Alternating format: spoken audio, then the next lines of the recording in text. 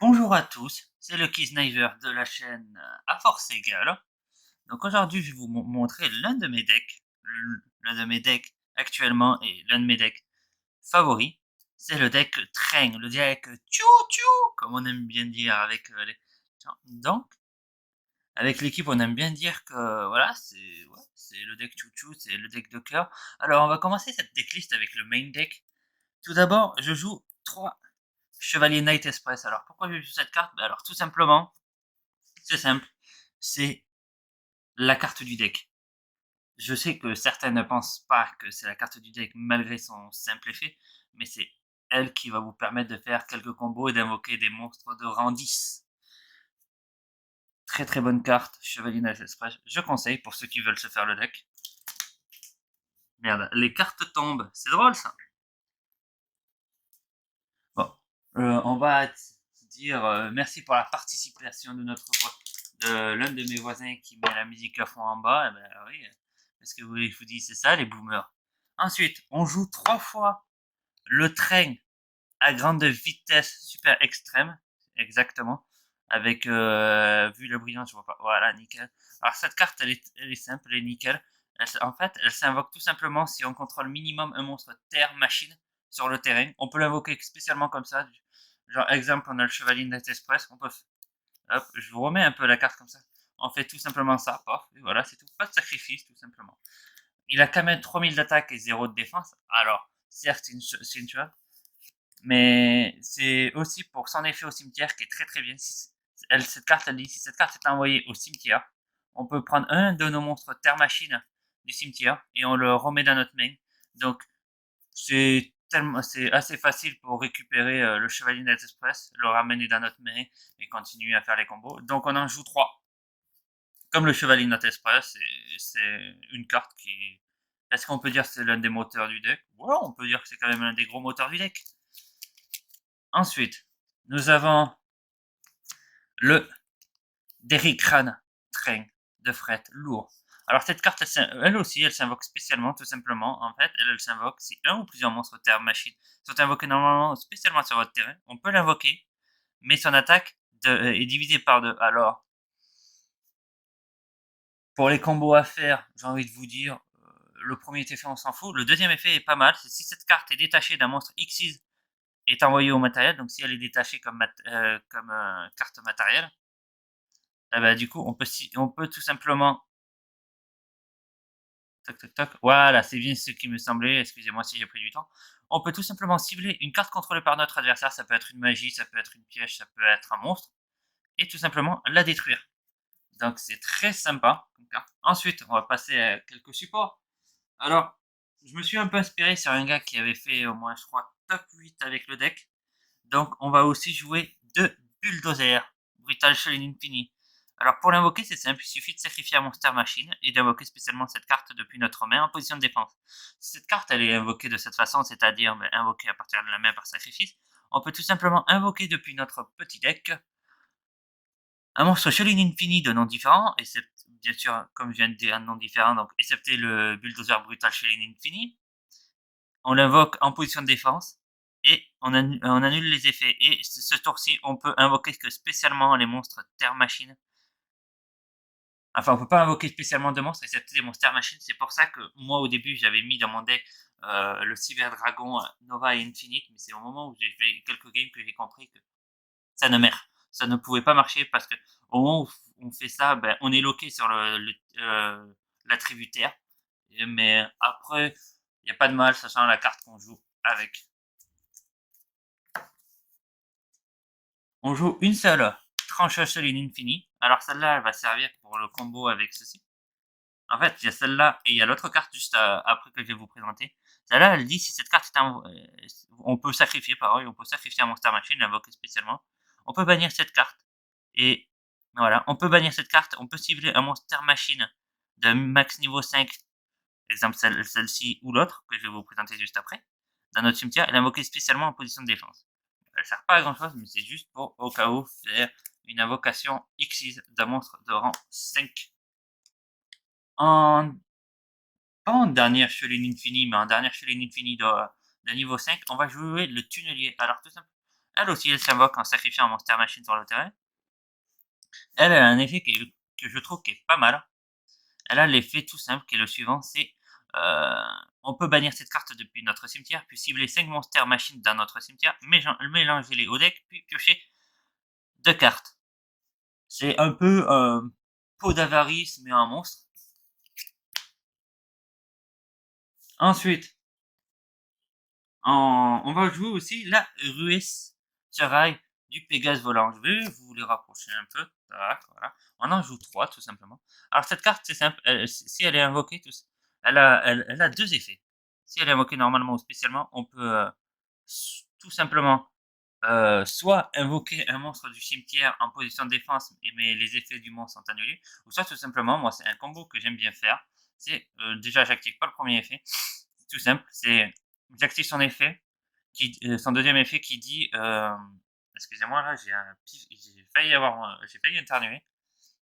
Ah, pardonnez-moi, son deuxième effet, il dit tout simplement que on peut cibler, en fait, on active son effet, on cible un monstre sur le terrain, exemple, on va dire lui, on cible lui, on fait ça, on dit ouais, j'active son effet qui copie un niveau d'un monstre, on choisit le monstre du niveau qu'on veut copier, on va choisir Chevalier Night Express ou un autre monstre de niveau 10, et lui devient du niveau du monstre copié.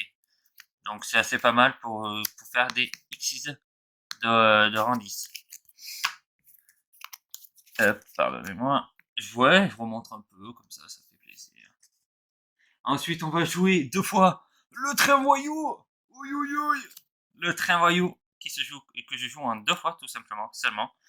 Cette carte est simple, elle dit une fois par tour on peut infliger 500 de dommages à votre adversaire, mais malheureusement si on fait ça, on va pas mener notre battle phase. Et si cette carte est envoyée au cimetière, soit par si elle était sur le terrain, ou soit par un sacrifice inutile ou envoyée de bah, si en fait si elle est envoyée ce tour au cimetière, on peut activer son effet tout simplement qui permet de tuto un monstre terre machine de niveau 10. Alors la plupart du temps on va les tuto le Chevalier Night Express comme vous expliqué parce que c'est le moteur pour les combos. Mais c'est une très bonne carte. Je sais que certains la jouent qu'en une fois. Moi personnellement je préfère la jouer en 2 fois. Si ça tenait qu'à moi je l'aurais joué en 3 fois. Mais après il faut aussi pouvoir bombarder. Voici ensuite, la perçage ancrage, chez l'Infini qu'on joue en 3 fois. Alors cette carte, tout simplement, si cette carte est invoquée normalement ou spécialement, on peut invoquer depuis notre main un monstre terre machine en position de défense. Après, elle a un autre effet, c'est qu'on peut attendez. Voilà, c'est ça. Elle a un autre effet qui dit que vous pouvez cibler un monstre machine que vous contrôlez jusqu'à la fin du tour. Le niveau du monstre ainsi que cette carte devient la somme des 2. Alors, personnellement, pour le dex, le deuxième effet ne sert strictement à rien. On va plus être sur le premier effet. Comme ça, au cas où, si jamais on joue une carte de notre main, on a un Derrickran ou le Super Express, toc toc toc, on peut faire les fusions. Moi, les X6, pardonnez-moi. Donc oui, c'est une très bonne carte à jouer en 3 fois. Et je ne regrette pas de la mettre à l'intérieur. Ensuite, on joue 3 moissonneuses Cheline Infini. 3 moissonneuses Cheline Infini qui dit tout simplement cette carte, elle dit si cette carte est invoquée normalement ou spécialement, on peut ajouter un monstre Cheline Infini depuis notre deck à notre main. Donc, la plupart du temps, on va aller chercher le bulldozer brutal. Surtout, on va chercher le bulldozer brutal pour pouvoir faire l'exercice que je vais vous présenter tout à l'heure. Excusez-moi, c'est juste que parce que j'avais reçu un message. Euh, ouais, donc aussi, elle a le même effet que le deuxième effet qu'elle a, c'est le même que la perceuse, mais on va pas s'en servir. On peut se servir du premier effet pour dégainer quelques petites X6 qui fait plaisir. Ensuite, on joue un Exodus. Alors pourquoi on joue Exodus? Cette carte, elle a une condition d'invocation que je trouve très marrante parce qu'elle permet de nous refaire notre deck. Alors cette carte, tout simplement, cette carte ne peut pas être posée normalement. Enfin, elle peut ni poser, ni être invoquée normalement. Cette carte, elle peut être invoquée spécialement en royaume tous les monstres qu'on a dans le cimetière, dans le deck. Après, elle a un autre effet par rapport, voilà, elle gagne 1000 d'attaque pour les monstres normales, mais on va plus l'utiliser pour faire des matériels. Oula, hey, petit spoil. On va plus l'utiliser comme matériel X6 pour pouvoir l'invoquer et par derrière faire quelques petites choses. Mais c'est une très bonne carte à jouer. Ensuite, on va jouer 3 Monsieur Jésus, oui, Jésus Kiru, le kaiju destructeur des étoiles. On va en jouer un 3 fois. Ça peut toujours servir. Ça peut te servir comme matériel X6, soit pour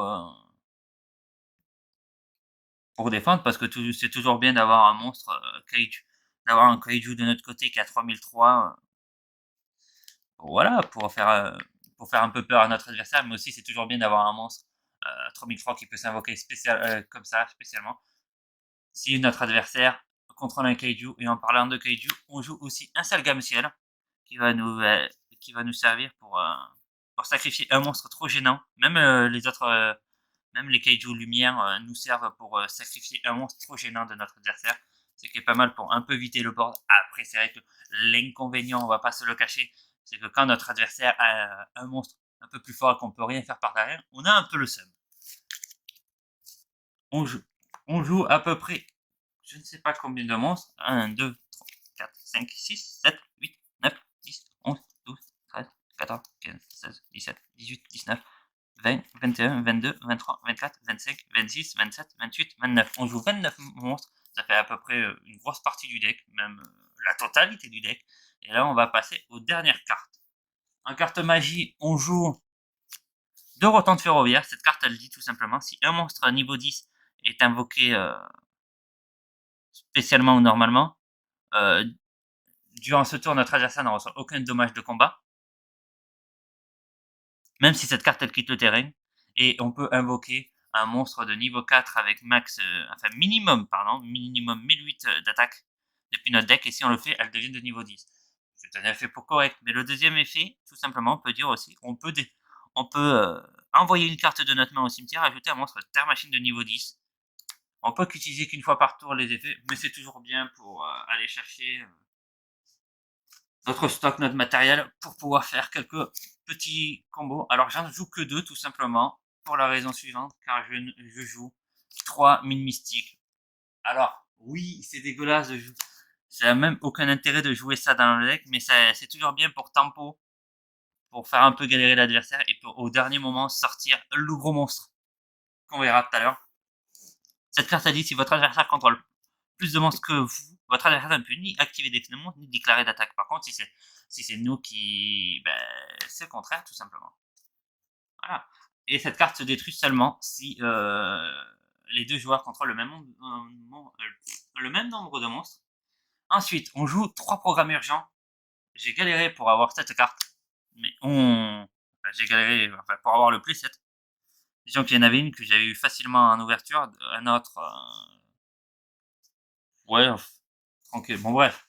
La question, voilà, cette carte elle dit, si votre adversaire contrôle plus de monstres que vous, tout simplement, vous pouvez invoquer spécialement un monstre de niveau 4 et un monstre de minimum niveau 5 en position de défense, mais leurs effets sont annulés. Alors c'est toujours bien pour au cas où, pour se protéger. Genre votre adversaire contrôle plus de monstres, vous sentez qu'il va faire une battle pass, ou tout simplement pour au cas où retourner, faire quelques combos et faire quelques X6 durant notre tour. On joue cette carte, paf. Et on peut soit tempo, protéger nos LP, ou soit commencer quelques petites X6. Ensuite, nous jouons 2 tourbillons jumeaux. Cette carte dit défausser une carte, puis cibler 2 cartes magie ou pièges sur le terrain et les détruire.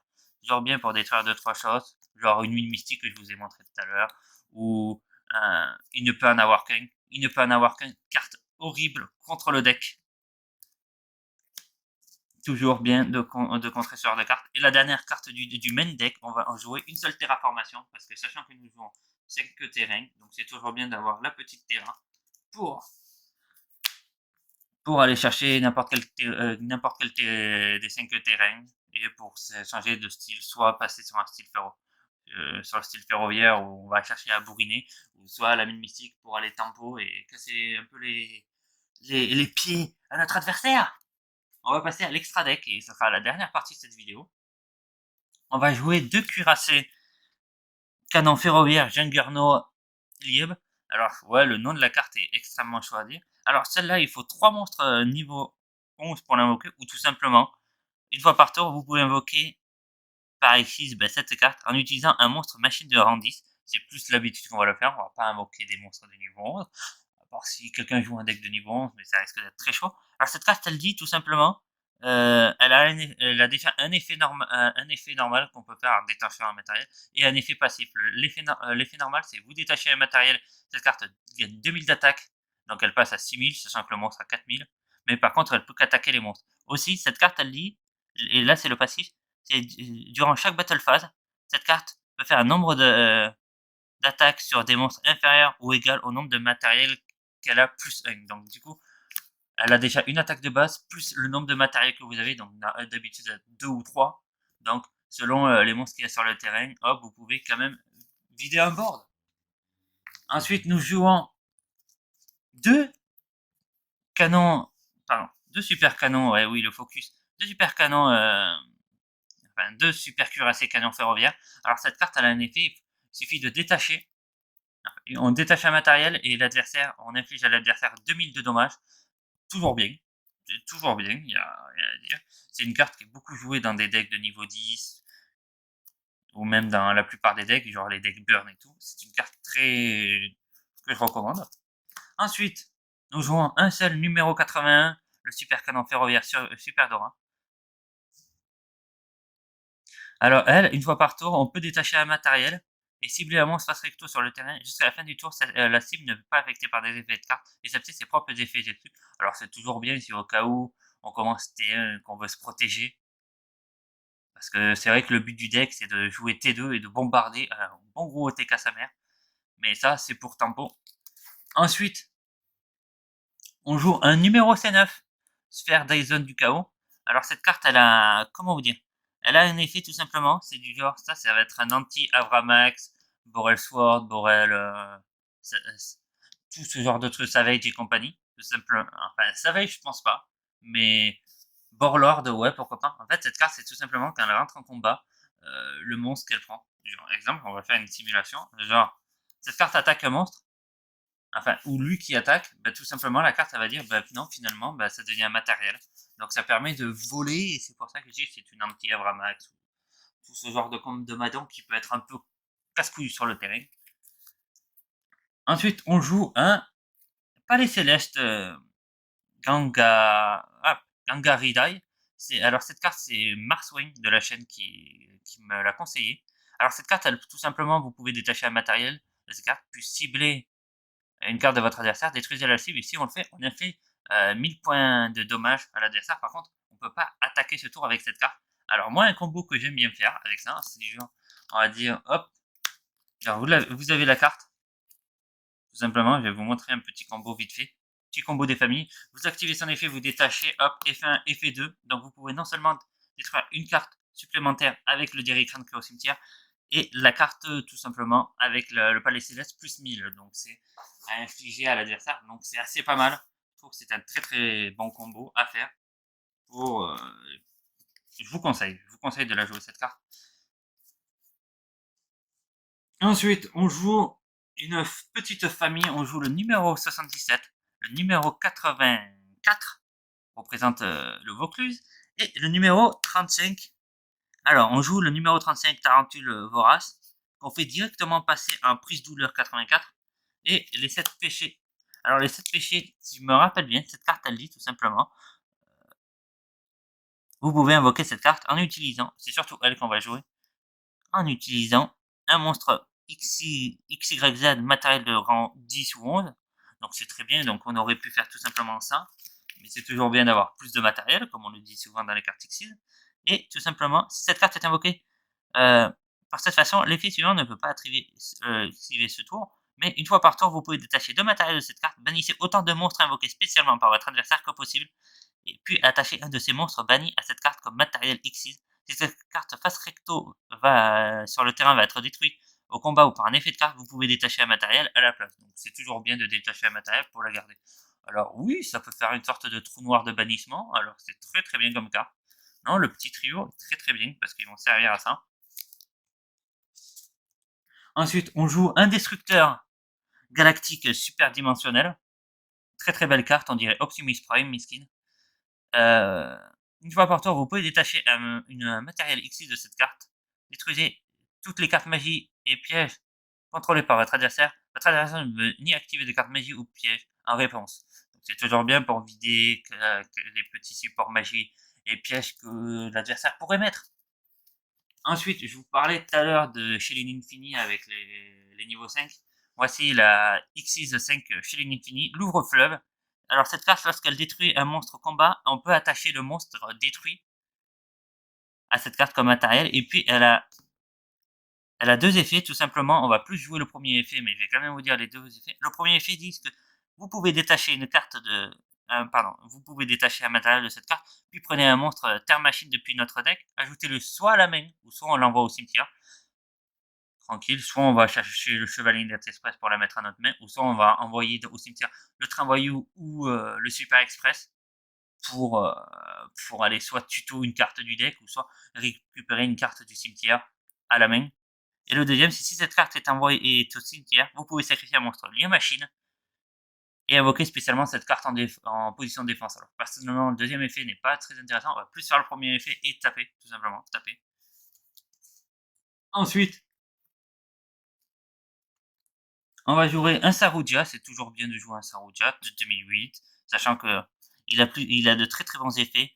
Tout simplement, les monstres qui sont invoqués normalement, spécialement dans les zones pointées, gagnent 300 d'attaque. C'est toujours bien de rajouter quelques bonus sur nos petits Xyz. Ensuite, ou soit tout simplement, aussi si on l'invoque avec 3 monstres, on peut tout simplement, durant nos main phases, on peut invoquer spécialement un monstre depuis notre main. Donc ça fait ça fait quasi 2 invocations normales par tour, donc c'est très très bien. Et puis tout simplement, la quatrième, c'est tout simplement, si cette carte est invoquée par les on peut piocher 4 cartes, puis placer 3 cartes depuis notre main en dessous du deck dans l'ordre de notre choix. C'est toujours bien si jamais on a une brique enfin une toute petite brique dans notre main, c'est toujours bien de se refaire une nouvelle main pour récupérer la victoire. Tout simplement, c'est tout ce qu'on peut dire. Ensuite, on joue le test truc on joue cet insecte en fait de type cyber, c'est Tinstitulucan. Très chaud à dire son nom. Alors lui, il s'invoque par deux monstres à effet. Tout simplement, on va la jouer pour l'effet suivant. Si cette carte, si y a un monstre lié à attaque, un monstre en position de défense, il va nous donner, cette carte donne au monstre qui est pointé l'effet suivant, infliger des dommages de combat perçant votre adversaire. C'est-à-dire que si vous avez le test et que vous avez votre gros temps, si vous avez un monstre mince, si vous avez un monstre de l'adversaire en position de défense, tout simplement, hop, toc, vous pouvez l'attaquer, donc vous l'attaquez tout simplement et vous ferez des dégâts perçants. Toujours bien combiner, là, sur ce point-là, on peut combiner l'effet des 6000 d'attaque à ce monstre à ce moment-là. Ça peut toujours faire très très bien faire de dégâts. Et s'il a plusieurs monstres en position de défense, voilà, quoi, c'est une victoire. Ensuite, on joue la dernière carte de l'extra deck, le Goliath Chilling Infini. Ouais, j'ai fait du maximum que j'ai pu pour faire une version un peu plus pure avec les Chilling Infini en support.